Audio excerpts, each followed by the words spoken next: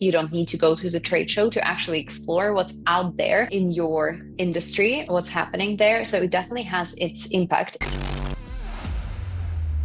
Welcome to Event Marketing Redefined. Thank you for showing up. Thanks for giving us an hour. We're going to do the best that we can, having these wonderful guests, yours truly, and breaking down a topic for you. So today, really what we're going to do for you is talk about large, big box, third-party trade show conferences, where we believe they're struggling, where we believe they need to evolve, where they also bring a ton of value.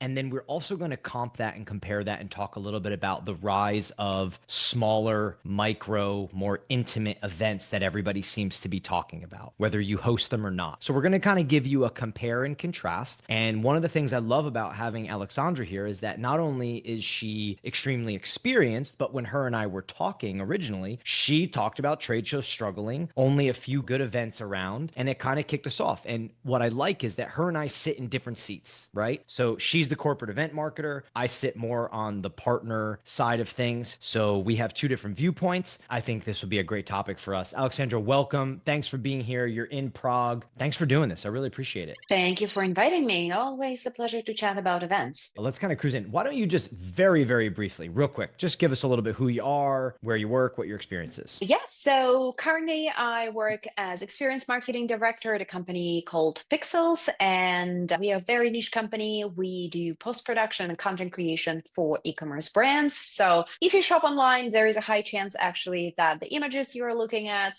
went through our systems beforehand, as we do work with major brands worldwide. And in my role, I get to create experiences and events and build community for these people who create these images, who photograph them in the studio, who come up with ideas for photo shoots, who have all these creative ideas for how the campaign should look like. So it's a pretty fun job, I must say. And before that, I've spent 10 years creating events and experiences and building communities for other tech companies and other industries. Learned a lot along the way and excited to share what I know and what I think about this area today with you. Wonderful. Aleksandra, I really enjoy reading your LinkedIn content. I think you're very thoughtful and I think you have some really good posts. In particular, I like some of the direction of your posts and the things that you're saying, which kind of drew me to having you on the show. So thank you for contributing on LinkedIn. I think it's in a very meaningful way, whereas I see a lot of people sort of like inauthentically trying to contribute. I really like the way you are. Thank you. Even though it may not get as many likes as an inauthentic contribution, I hope it brings value to some of my readers I think it and is. followers. Let's start right here. Let's just kind of jump into it. You said trade shows are struggling and there's only a few good events. And I would love for you to just start like, just tell me what you mean. What were you alluding to? Well, what I'm alluding to is mainly that the trade show industry is about 89 years old, 90 years old at this point, and let's say some of the shows haven't evolved that much in that time frame. Of course, there is Wi-Fi now compared to previous times, but you know what? People still exchange business cards, and there is that Yeah. black draping separating the booths, and there is horrible food and horrible coffee, and people that come to escape their family obligations or work or something, and that's just sad, and that costs so much money, and companies keep going there just because it has always been so, and it's honestly, in my opinion, is just detrimental to the whole concept of events and the potential value that they can deliver to businesses. And of course, there are so many other events that can be good. So for me, that's why I'm in particular so bullish on the trade shows, for some of them not being good, because they do really ruin the concept of events for CMOs, for CEOs that go to something that has been recommended by maybe their board or something they heard about that the industry has been going to, and then then they get nothing. They pay a lot of money and they get nothing. And there are two kind of ingredients to that nothing. One thing is the lack of expertise internally in terms of how to make events work for you. And this is something that I really focus a lot on with my content as well, to explain like how you need to actually approach things. But the second is that the shows are just not good very often. And what is not good mainly is the audience that they bring, how not targeted it is to the actual brands that are and the actual companies that are sponsoring there to come and meet their ICPs. That audience, even if you name the brands, first of all, I've experienced that firsthand, and I really hope that some of you in the audience will say, no, it's wrong. Trade shows are amazing. But what I experienced in the past, having a pretty big budget on the trade shows and a pretty bullish targets on it, that event organizers, the trade show organizers, are not always honest about their event data. They would provide you with the list, they would provide you with this breakdowns of the audience, and then you get on the show floor, and honestly, that audience is definitely not there. I don't know what events this was coming from, but that was not from that show. Yeah. And then when you actually try to reason with them post-event and highlight that this did not deliver and so on, rarely anyone really engages with you. You know, they took your money, they charged you, as someone is writing, what we have, 2 million for Wi-Fi. That sounds about right. We exaggerating, but I mean, it's crazy costs. So this is one of the big reasons for me. And I think just like everything goes in cycles, right? Fashion goes in cycles. You can see that's my big passion by the books on the back. You know, trends go in cycles. Well, trade shows as an event, as a concept, not each of them. Let's take now, I'm thinking about something that would be relevant. I mean, Dreamforce is one of this. Well, let's talk about Dreamforce, right? It's one of the trade shows that is still good.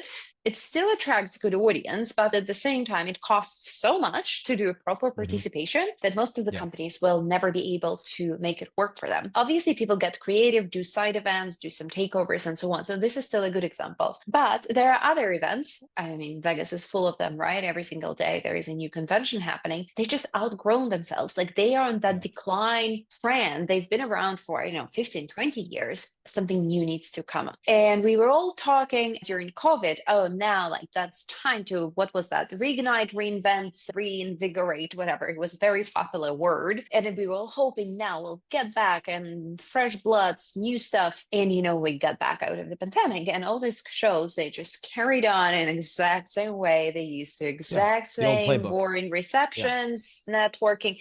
And the companies, that's the most surprising thing, they just carried on with the sponsorships, which is the most insane thing for me. So this is in short. I think it's a good rundown. I want to throw something at you and get your take on it. So I fully understand the costs. I've done shows on costs. I think, inflation and the changes in the economy now are just like icing on the cake. The cake's been baked for years. Costs have been an issue. Back in 2016, we were talking about costs, right? So it's been there. They're an issue. I think the ecosystem of trade shows is something that these associations miss on. They don't understand the ecosystem, but you have to drive value in multiple directions to make a trade show work. One of the big things that I see though, and I'd love to get your take on this, is I think the value that the trade shows bring has really shifted. And I think it has a lot to do with technology. And I think it has a lot to do with the internet and the maturity of it in the last 10 years. So for example, you go 2007, 8, 9, 10, 11, 12, the trade show was the place to be because it's where you met people. It was the third party. It was big for sales. It was, we're going to get leads we've never crossed before.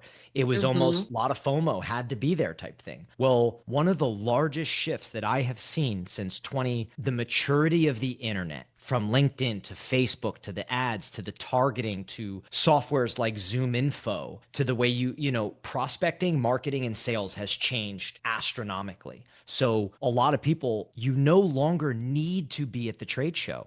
You don't need to be there to get in touch with people. So I think that was one of their core value, was like, hey, we bring everybody here and you can't get in touch with them year round, but you can see them these 4 days. And now that's no longer a thing. So when that value shift has changed, it's kind of gone. It still happens, right? I mean, there's a woman in my CEO group. They went to a trade show recently and she said they had met 3 buyers that they really were not aware of and have become pretty good clients. It still happens. And then I think when those associations in these big trade shows are still charging huge costs and they have not shifted on experience, festivalization, making networking. I mean, there's a whole list that we could go through. So to me, I think it's a big picture. That's just kind of my take. It's like it's big picture style thing that they've not caught up to. And yes, they are used to this kind of like, there's a lot of associations. Their one show a year is 90% of their revenue, which is really scary. Yeah, no, that definitely has a lot of truth in it. And the way people buy, and obviously my experience is all in tech and software industry. Mhm. That's my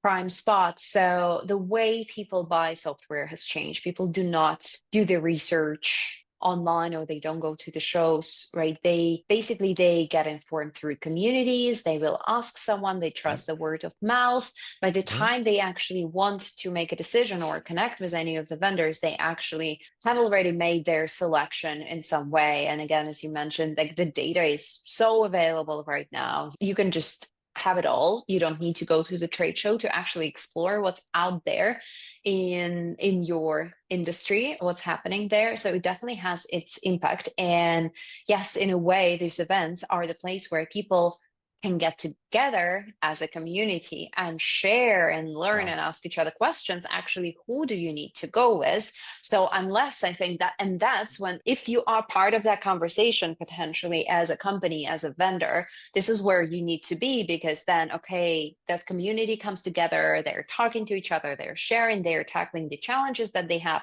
and maybe your name comes up, and then here you are at the next table also actively participating in some discussions because Yeah.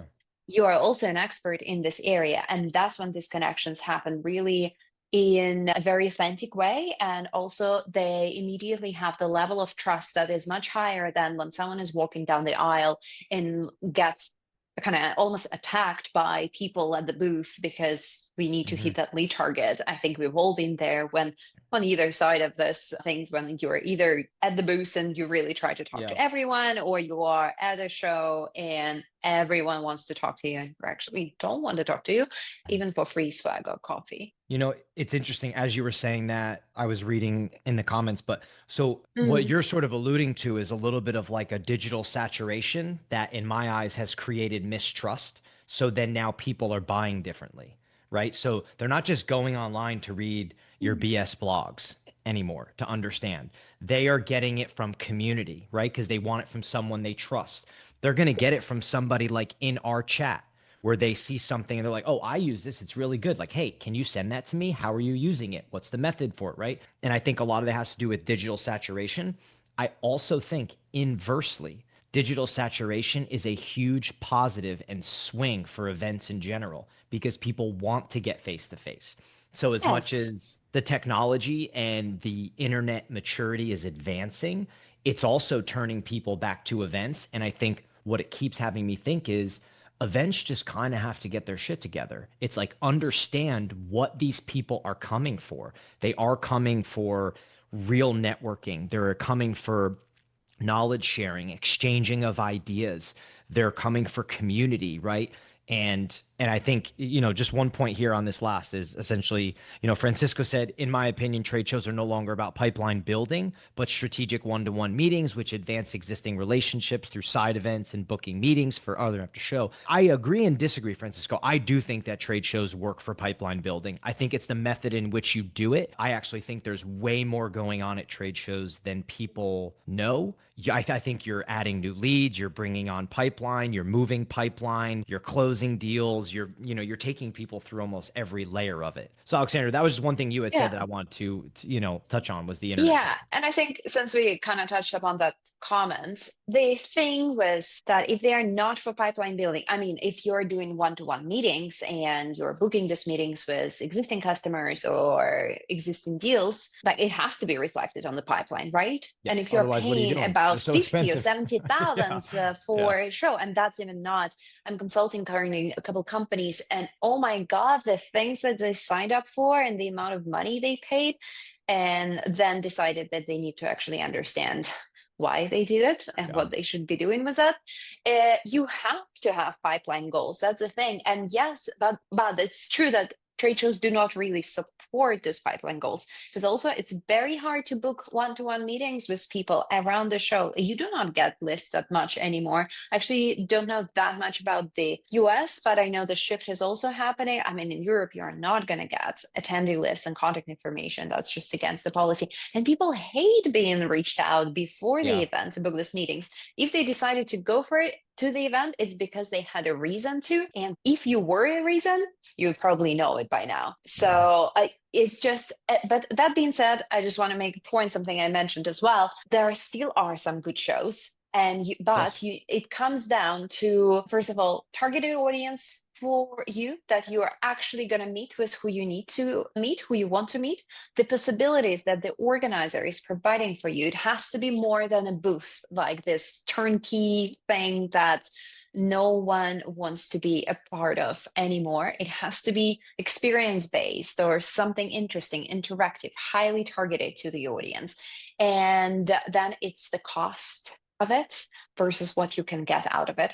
Because if you have to invest way too much that you can't even break down, it was the most optimistic forecast in the current times and the current climate, I would be very careful about signing up these contracts. Yeah, I love that you said that, because one thing from what you just said, what it really makes me think is, not all, we're hammering on trade shows here a little bit, but I also think we're alluding to the fact there's huge opportunity in trade shows as well. And I think what I like about what you said is it makes me think, like, just one of the shifts that's happened is you can't just show up just because you always have anymore. That is something that has happened. And companies have to understand that you need to know your audience, why they're there, what they're seeking, and can you meet them where they want to be met and how they want to be met. It's just changed. That is a shift, without a doubt. Yeah. And moreover, I think there is an opportunity not only for the companies, for the businesses, but I think there is an opportunity for trade shows as a business right now. Yeah. Because if you are as an event organizer and you will jump on that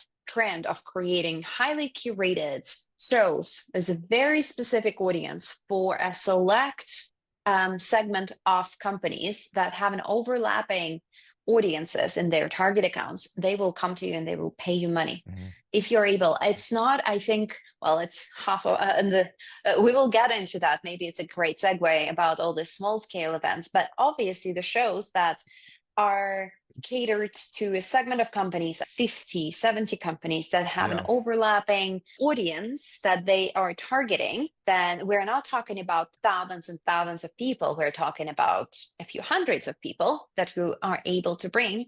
But then it's the right position, it's the right companies, the right geography, everything is correct. You're able to provide it, you're able to create a different experience also, both for the people and for the vendors that are paying you money. I am sure that many companies would be interested in exploring shows like that. I know I always look at the new shows that are appearing, and they do have pretty good offerings, and they look much more exciting to attend and participate in compared to the old school ones. Yeah, and I have seen some associations kind of break off where essentially the association's too big. So then people will start more of an, like you're saying, like a niche show inside of it. Let's talk a little bit about if we were an association and our show was struggling, essentially, where would we be looking to make fixes, right? So I put together just a little bit of a small list of what I think, and I would love to get your thoughts on it. One is, I think a lot of these larger events, there's just too many keynotes in general. It's just too much talking at and not enough talking with. That's a big one for me. I think that they really lack, I use the term festivalization. I don't need every corporate trade show to be Burning Man or South by Southwest, but I think they should take some cues from these things that are thriving and build in some more experience, some more branded environment. I think Ying in the chat asks, what are examples of good trade shows that are thriving? Money 2020 is a great example. Yes. And Money 2020, if you've ever seen some of their advertising or if you've been there, it is probably one of the better designed trade shows from an aesthetic standpoint. When you go in there, it has more experience. And then the other side of it is I think they've made a lot of like heads up changes like to the way the show is run. But I think that would be an example. So I would love some of your thoughts, Alexandra. Like if, you and I were running an association, we're like, hey, it's stale. We got to fix it. Where are we looking? What are the things we're trying to change? Yeah, so just also to finish on the examples, a couple for people to look into. It's a European event, an event series. Sassiest is, I think they're doing really, really good job. And again, there is that, let's call it festivalization for the purpose of it. Yeah, it adds fun, it adds excitement, it adds something unique about it. I also think obviously TED is not exactly a trade show, but I think they're doing really good things and very purposeful, and they're really good about sharing them. So go follow Monique Ruffbell on LinkedIn if you want to learn a little bit more about TED as well. So in terms of what needs to be fixed, I feel like it's basically you need to start fresh. You need to scratch the existing playbook and you need to start from the blank. And to start from the blank, you need to ask people who you would like to attract, like what would make you come to an event? What are you looking for? And then based on this feedback, you start building and understanding how do you deliver that value. And obviously I am all for niching down. I think that just makes so many things much easier because obviously people will say we are there for quality networking, but how do you do quality networking when you have thousands of people in the room, or well, in a very big room? But if Like you needle in a go, haystack. Yeah, it's tough. Yeah. yeah, if you niche down, you actually can create an atmosphere where whoever you are talk to is a quality networking because the event is so niche and you have an approval process maybe, or you really curated audience that comes together, that here you go, you solved that, you already have that quality networking that people will be coming to. Not people crave for interactive experiences, not just that networking where you kind of hang around with a glass of wine or your non-alcoholic mocktail, but they also, the best one is when you actually talk, when you solve something, address some challenge together. To do that, honestly, there are certain things. I work a lot with the different mechanics of getting people engaged and talk to each other. And not everything can work even on a scale above 100 people. So you actually, there are things that are great, but then they do require certain size. So I would definitely look into the possibilities of, okay, we're doing a big show. How do we break it down in the smaller segments within it so that each one has maybe, yes, as a big show, we need for business purposes, we need to get more event tickets, but still breaking it down, or really looking into running more events, but that are slightly smaller and more exclusive. There's the whole thing about all in one and all these things, but people still tend to trust more things that are specialized for something. So I think that's also one of the things that you can get as a winning strategy for your show when you are specifically for someone, not for everyone. I also think there's a lot, we talk about this with our clients on the positive side of trade shows. I think there's a lot of room for the taking when you show up to a show the right way. I see a lot of people that don't show up the right way. They show up the same way they did last year. And it's probably because they haven't gotten the results and they're just like iffy. We feel like we have to be there. You're kind of 1 foot in, 1 foot out. We really talk to clients about like, okay, if we're sure that your ICP is there, and what are they doing there? Are they influencers? Are they buyers? What are we working with here? The person that signs the check and can say yes, or are we working with the influencer? And then we're like, okay, let's take this spend and let's make it meaningful, right? Let's show up the right way. Let's be creative. Let's tell a story. Let's have a message. Let's stand out.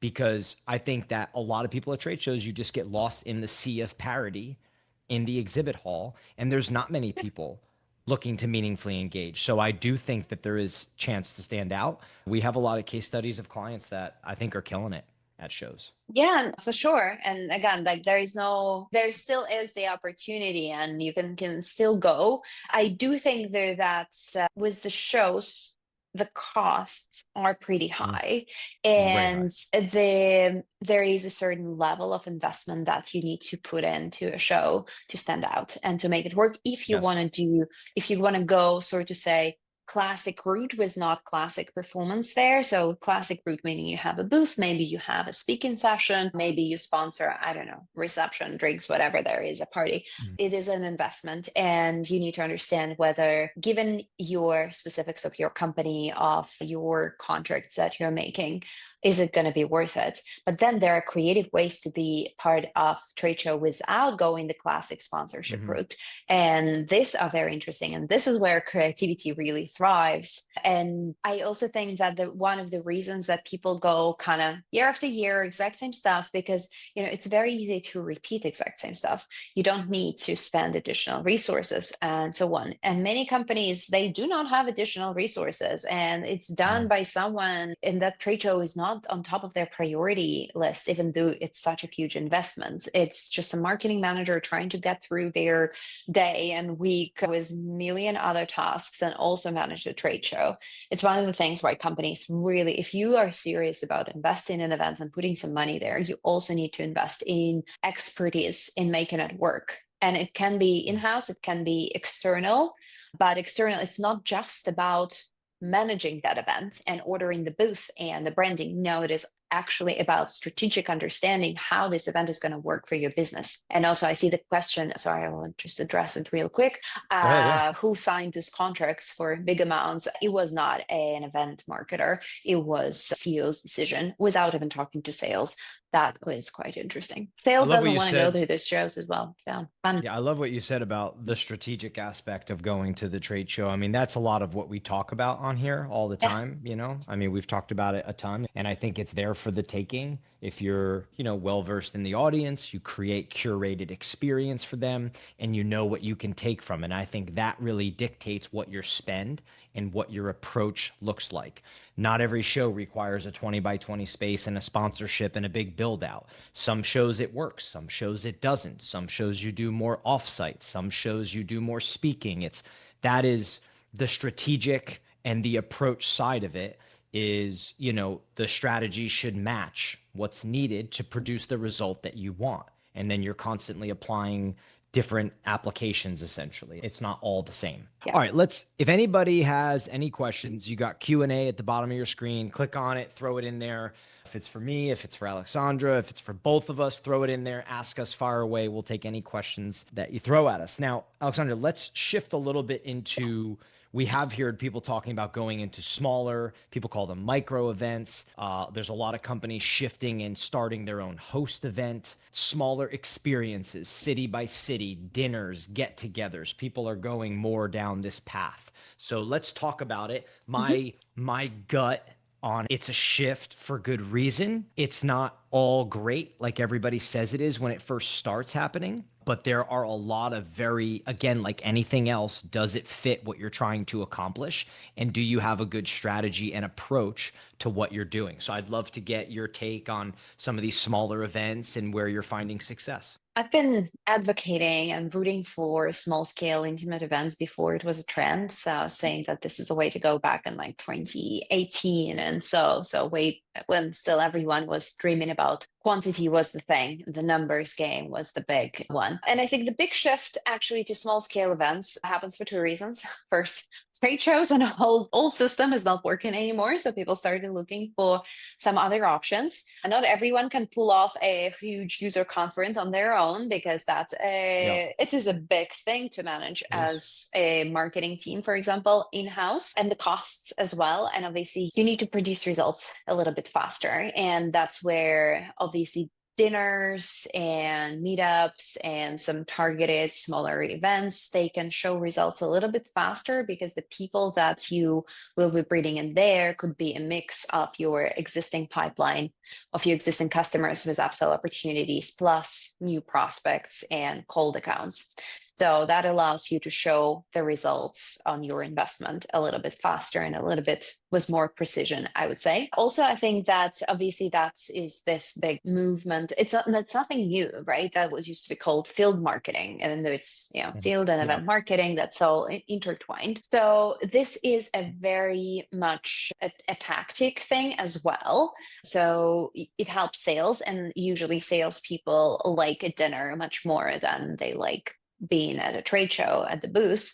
So a little bit easier to get sales buy-in, but then they get your buy-in into the whole event marketing thing. And there we go. You've got a very good go-to-market motion happening within your company.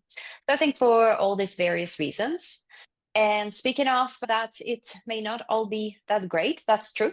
Because even though many think that a huge event really needs a lot of work, and it does because it's huge logistics and operations, but small event equally needs a lot of work because it's a lot about A lot of strategy. details. It's a lot of Yeah. details.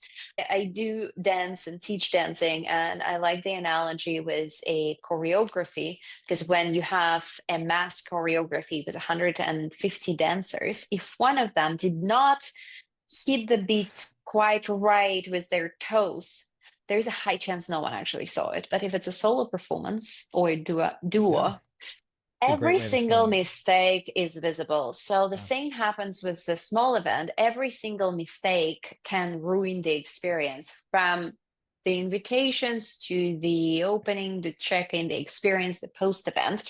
And with the small events, right, they're so strategic. And what I've really tried to get companies into thinking and the teams into thinking that the event is not even the most important thing. What's the most important thing is actually what happens post event, and the prep for that event is equally important. So it is a process, and the event is just in the middle. It's not a pinnacle. It's not Christmas that happens, Mm-hmm. and then nobody cares what's happening by the time it's New Year's.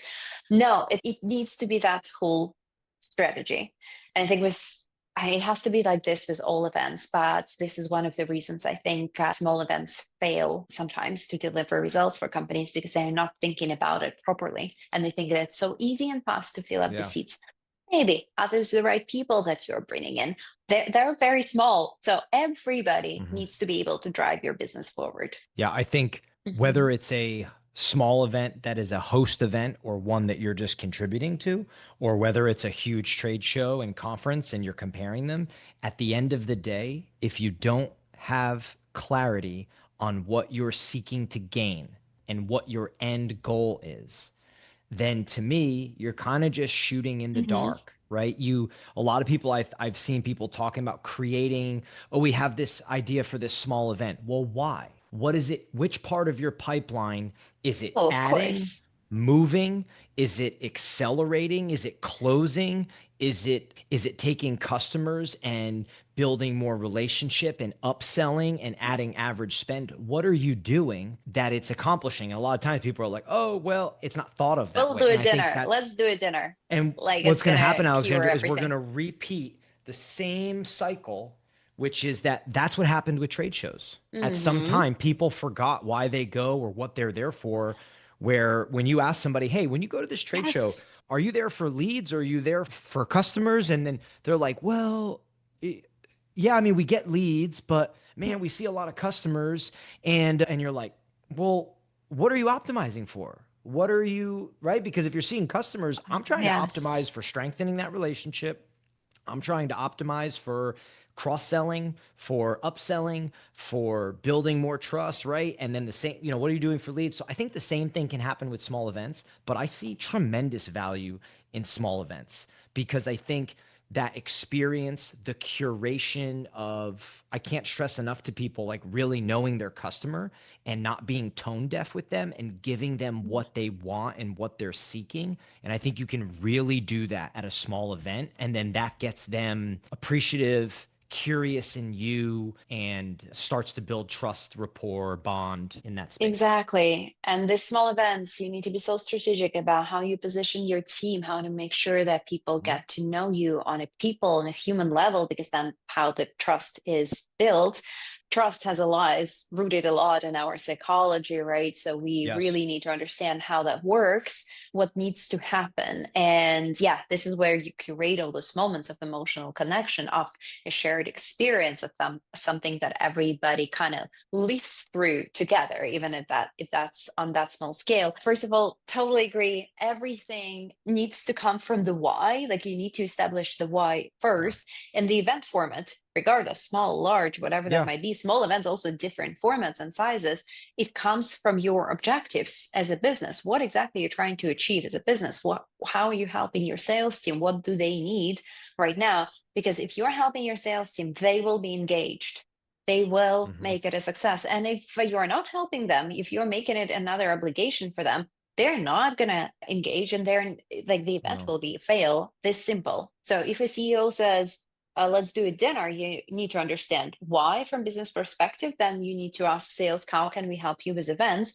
And if it all comes down that, yes, dinner is a great thing, it will address it all, go for it. But if it happens that it's not, because sales is struggling, they don't have enough new leads, dinner is not going to fill up that new quality Yeah. leads pipeline. No. And equally, if sales have way too many leads, going to a trade show with a lead goal of 1,000 is only going to make it worse. Where they need is a dinner because they're struggling with closing down deals. Yeah. So it all comes down to this aspect, 100%. Aleksandra, what's your filter for deciding between, executive dinners, smaller formats, micro events, host events, trade shows, partner events? What's your filter? How are you viewing that and making decisions? That's what I've just shared. That all comes down to what are our business objectives? What are we trying to achieve? What and how can we help sales?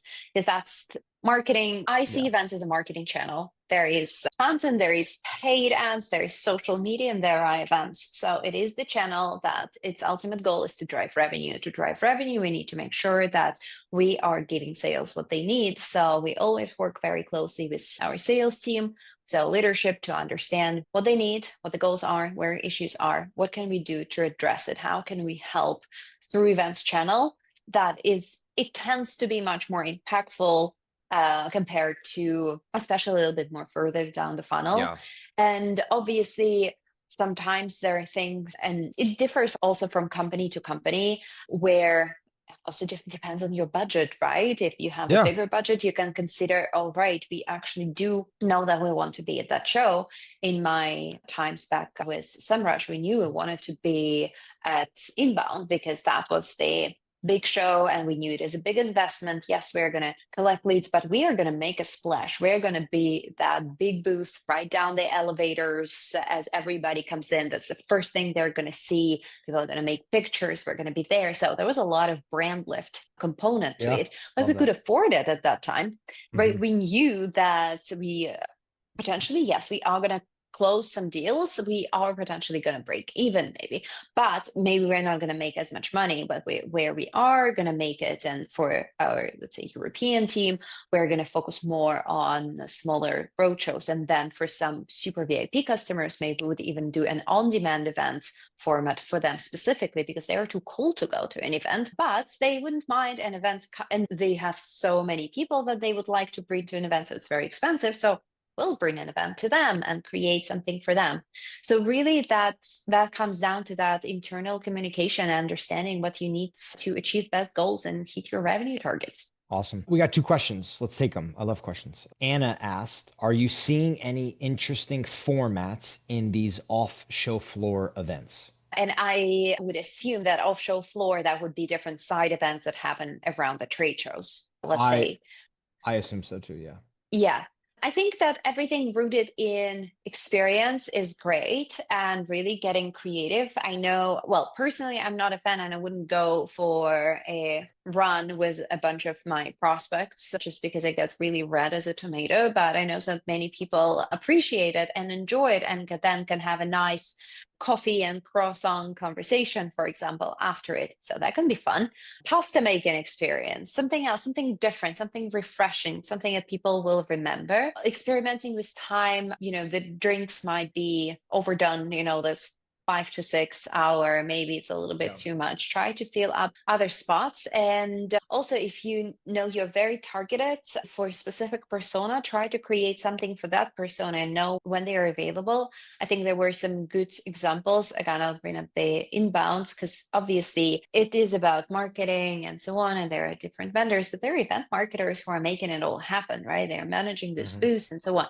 So for event software companies, that was a great opportunity to capture their attention in the off hours that they potentially have, and to invite them for something where they could connect with each other and, such a soft sell. So I think getting creative about who you're targeting when you're trying to get them, like you need to understand what their days look like during these events to get their attention. I think there's a big opportunity in being the host of the conversation that maybe is not happening at the conference. Like a lot of times when you go to conferences, the kind of the live panels and sessions, they're a little manila. They're just okay. And that's another issue with them, right? The content sucks. Yeah, that's a great point. It is another issue. I think if you're in tune with your client and what they're interested in and what's relevant, you could host podcasts, host a panel discussion. You could host different creative ways of getting people together to talk about what's going on and deliver value. So whether that's getting other keynotes involved or people to host sessions and discussions, I think getting creative around that is of value if you know what those topics are. Because I think when people are at work conferences, they do want to talk about important stuff like that. Next question is from Tim. Tim says, as you begin a new initiative, how do you convince salespeople to help before that proof of concept occurs? And then salespeople are more empowered to help. So before proof of concept, how do you get sales to help? You beg them? Yes, you go extra mile, of course. Well, I think that if you're in a company where maybe there have no events have happened, so you do not have historical data, or maybe they happened and the results were really bad or sales really hated it, it is important to establish that relationship and rapport with the sales team, with the sales leadership 100%, because it's very kind of vertical hierarchy with those teams, but also individually with all the individual sales. And there is a high chance, these people, it's not their first job. They were sales and account executives somewhere else, and maybe they had good experiences with events. And I personally find that really approaching the conversation from perspective, what do you want? What do you like about events? What should we do? What we shouldn't be doing? What did you enjoy in the past, maybe with events? What you didn't like? How can I help you be more successful? That puts you in a position of a friend rather than a person who comes and be like, chop, chop, we're going to a trade show. You're manning the booth from 8 to 6 and, have one beer, you're fine. So that's a very different approach. Even if you're the same person, and you can do both. And I think going for something small, finding this internal champions who actually do like events. Usually there is always someone on the team. There's someone who hates it on the sales, and maybe they just shouldn't be part of that event team that goes there in person. It's a different thing how to work. The other thing that sales usually don't like about events is bad quality leads that are being dumped in the CRM, and they have to sift through them, and that slows them down. That doesn't get them to their targets. So just rest assured them that this is not the goal. This is not going to happen. You're there to help them. So what is it? There some stalled deals? Do we need to reignite conversations? Yeah, being creative and making them, I think, showing them that you understand their process of work, which not everybody does, to be honest. So you really need to understand, how is your sales team working, what their quotas are like, how are they compensated, what are their timelines, how much pressure are they under, and so on. You need to know those things if you want them to be your friends and allies. Yeah, I like that. Tim, I think you have to speak their language a little bit, right? Like, I think knowing the why you're doing something a lot of times, I think is really important. It's like, hey, we're going to this show. These are the goals. These are the objectives. Like, you need to show them, like, this is not all for nothing. Like, this is the initial plan. Not saying that it won't change, but this is the initial plan. And this is how I believe that plan benefits you, right? How can you get them on board? But to Alexandra's point, knowing what they want, what their goals are, how it contributes, I think is a big piece. One more question from Shazia. Hi, Shazia. How do you leverage AI to create events and evaluate events? She says it's fascinating and experimental. So are you using AI at all, Aleksandra? Well, I wouldn't say that I am the most advanced AI user. And I feel like very often when we say if we're using AI, we're referring to ChatGPT or similar programs. And I do use it to help me, with some of the tasks that would take me a bit more time. I mean, I would throw in spreadsheets and ask it to compare the accounts and cross-check and double-check, make some statistics and so on, sometimes helping with evaluating results that just goes a little bit faster than me doing it myself and coming up with formulas and stuff on spreadsheets. So that would be one of, but to be fair, it does make mistakes and it's very easy to get ChatGPT confused. If you've never done that, try and experiment getting ChatGPT confused with its own answers and then starting to telling you lies. So that's why I'm also a little bit careful of just trusting ChatGPT in the very important stuff. Also, I am actually careful about feeding it any data that is relevant to the company. So even if I'm asking to cross-check something or create, I would never put too much of the data that is either proprietary or very important about, our customers or accounts that we're working with. I do think that people went a little bit overboard and completely forgot any measures of digital safety when it comes to all the AI agents, unfortunately, and are throwing into one same account information about their childhood trauma and their company's top target list and last year's revenue. So to say, do I use? Yes, a little bit to brainstorm, maybe throw in some of my ideas, show me what are the potential pitfalls. Honestly, gives me exact same stuff that I already know. So I haven't found it extremely effective, but I would be curious to see if someone has like specific prompts or examples. Yeah, always learning for sure. No, I'm interested if anybody else is using it. I mean, I know we've done some AI stuff with my buddy Doug. We've talked about just getting a lot of administration work off people's plates, like being able to create expense reports really fast. I mean, I think it can be used a lot of times for creating some programming and itinerarying. If you put enough information into it, it can at least get you going down the path a little bit. I think, where did I lose this here? Sorry. I think Shazia, you asked to evaluate events. I know that Grok is obviously different from ChatGPT. It's more of a research based. So, I don't know. I've not tried it yet, but my recommendation would be for Grok to maybe do research on Grok because it's deep research on a very specific show. So not that it would find you shows, but maybe it would have a better advantage in evaluating the show. I don't know about creating events. I think AI could definitely give you a boost. So say you working at a new company and they wanted you to create an event, you could probably put in the ICP, put in your brand, and it could just get you going down that path per se. Quite similar as it's with content writing, and it gives you ideas. It helps you to not start completely from scratch. It like throws you something that you can work with, but I wouldn't still trust it to just fully produce the result, and you just take it and go with it.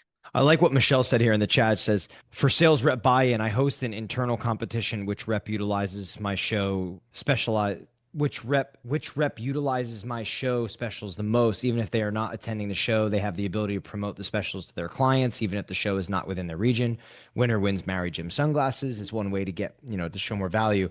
Yeah, I mean, I think gamifying things like that is helpful, right? I mean, any way that you can, right? Alignment across the organization with events is difficult. We've done a lot of shows on that. We've talked about that a ton. Executive buy-in, alignment on goals, sales, marketing alignment. Like, events sit in a very strange place in the organization. They don't often have a big seat at the table. They're often working through a lot of stakeholders. You have to be very good at that. Event people are you have to be good at working through your stakeholders and working through people at your organization to get the buy-in with sales, to get the buy-in with marketing, to get the assistance that you need. So I think that's, any way you can do it. Well, I believe events must be under marketing. Events are, if you're talking about corporate events are another channel, and they need to be evaluated. They need to live within the same system as the rest of the marketing. That's the only way you're going to actually be able to prove the value. And I know, and I agree with you, it is an issue. Sometimes events are not there, like an internal agency that everybody throws stuff into and expects them to deliver a party, unfortunately. I mean, 100%. So yes, they should be under marketing, right? What you just said, they are treated like an external agency where they just get given things to go perform for everybody and execute. And I think another big problem, which could be a whole nother show, is events getting a seat at the table at some point, because it is becoming a larger go-to-market and a larger marketing and sales strategy that is contributing. I mean, the spend is 20 to 40% of total marketing budget. So, one of my arguments is always, who's doing the strategy, who's doing the approach, right? Who's responsible, and owning a budget and deploying a budget are two different things. I think that's where a lot of companies need to get. And they are just not there. They have event departments that are executing. They're under-resourced. They don't have enough help. They don't have alignment. It's tough sledding out there. Tough sledding. But it's possible to get to a different position if you are vocal about it and you are advocating Yep. for why events matter, why you matter as the resource, as the expertise that you bring. So I know that has definitely helped me. Maybe it did ruffle some feathers along the way, but you know what? That's part of the journey. I couldn't agree with you more. A lot of the best event marketers I've talked to, including yourself, all talk about bringing things up the ladder, talking about them, not just dealing with what's in front of them, and finding the right stakeholders to work through and making change slowly, and that it does take time. Awesome. We're right on time. Aleksandra, thanks for doing this. Great conversation. God, we held close to 50 people here for 45 or 50 minutes. It's been fantastic. Thank you so much. It was a big pleasure. And thank you all for participating. Honestly, comments in the chat were amazing. So please connect with me. I'd love to continue this chat. Yeah, the comments were great. Really good energy from everybody. Thanks for joining us as always. Hopefully we see you all at our next live show. This will come out in a couple weeks. Connect with Aleksandra on LinkedIn. Thanks for all being here, and we'll catch everybody next time. Aleksandra, thank you so much again. We really appreciate it. It was a good conversation. Thank you.